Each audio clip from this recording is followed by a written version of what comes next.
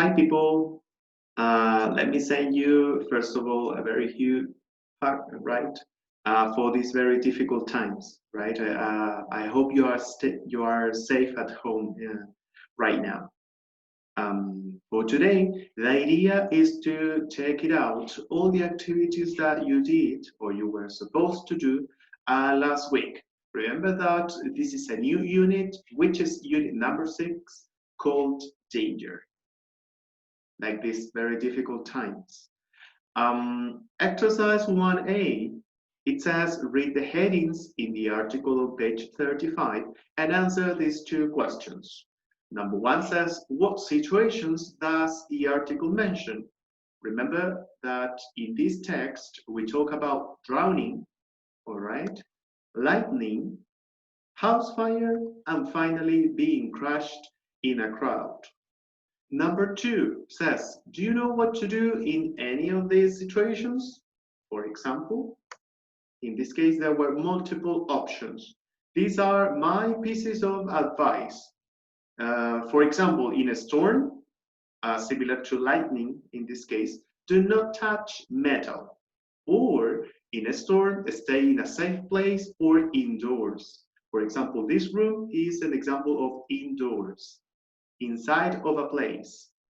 In a fire, alert others, other people in this case. Or do not use the elevator, prefer the stairs in this case. In a boat accident, make sure you have a life jacket, right? Because if you don't know how to swim, well, make sure you have it. And in a crowd, this means a lot of people together, for example, in a concert or a football match, move away from the area of density. Density is where you have too many people together, right? For example, in a concert, in the front line, the first line, that is like the area of density. And we are going to see the examples of this. Remember that the text was called 4 Ways to Save Your Life. And once you read the text, I will show you the text before, this one, you were supposed to answer these questions. For example, number 1 says, when is it dangerous to swim ashore? Number 2, how should you float in the water and why? Number 3, where is the most dangerous place in a crowd? Number 4, when a fire breaks out, is it a good idea to extinguish it? Very important question. Number 5 says, what 2 places are safe during a storm? And number 6, during a storm, is it a good idea to take cover under a tree? And why or why not? So here you got the answers. For number 1, when you are more than 100 meters away from the coast, that is important. In the case of number 2, you should lie on your back, all right? Because the water is the warmest on the surface. Is warmest, in this case, a synonym of hot, the hottest, okay? Number 3, the answer is the most dangerous place is the pressure area, the one that I talked about previously, or the one of greatest density, in parentheses, too many people together. Number 4, it depends on the kind of fire, the type of fire. If it is a small fire, you should try to do it. But obviously, if it is a big fire, do not do it. That is the advice in the text.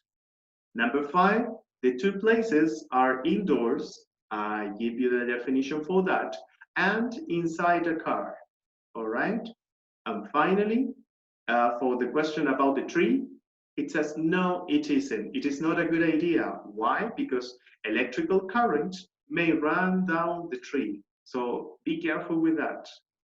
Obviously, in Chile, we do not have too many storms, actually. Additionally, if you didn't understand some of the words in this case, you should look for these words in your dictionary. It says ashore, float, crowd, breakout, safe, tree, lie on, back, warm, surface, indoors, current, run down, drowning, and lightning. Okay?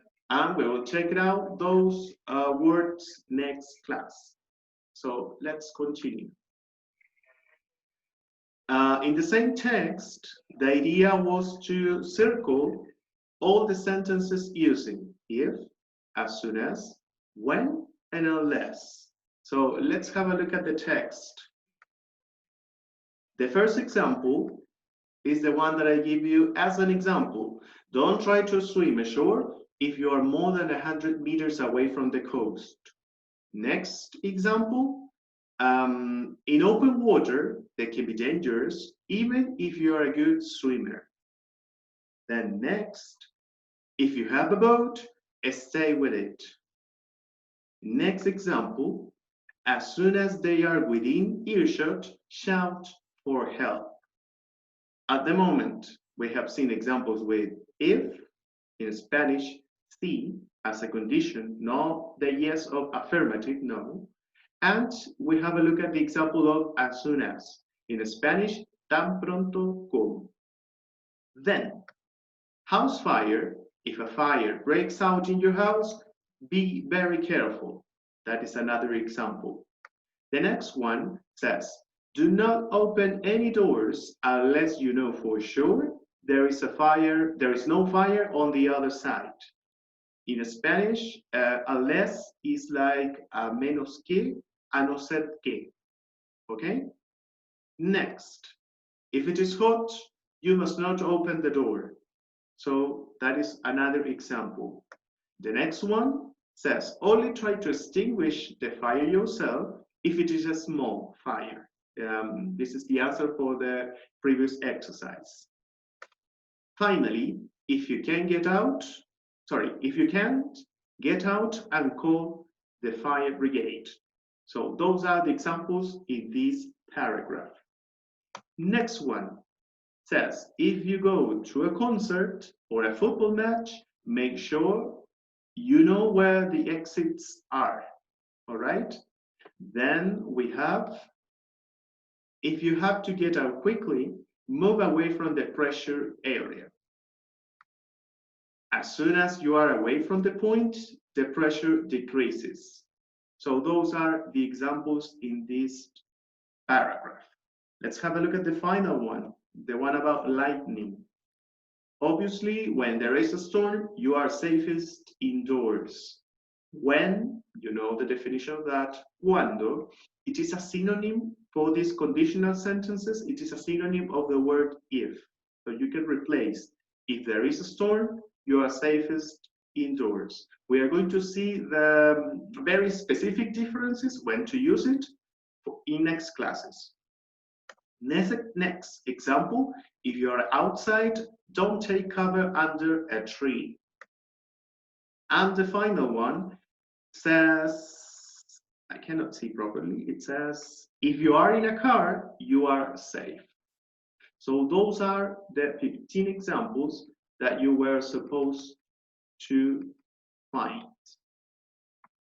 The question number 2, we answer it. What's the meaning of those words? Remember, if, si, as soon as, tan pronto como, when, cuando, or you can replace it with if, and unless, a menos que, a no ser de que. Finally, number 3 says, what is a conditional sentence? And this is the last question for today's feedback. If you look at the example, don't try to swim ashore if you are more than 100 meters away from the coast. Let's translate it into Spanish.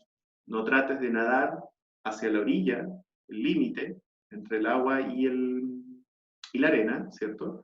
If you're, Spanish, si tú estás más de 100 metros lejos de la costa. In this particular case, you can see 2 different ideas. And what is a connector, people? If. Idea number 1, don't try to swim ashore. Idea number 2, you are more than 100 meters away from the coast. How do you connect those sentences? With the connector if, si.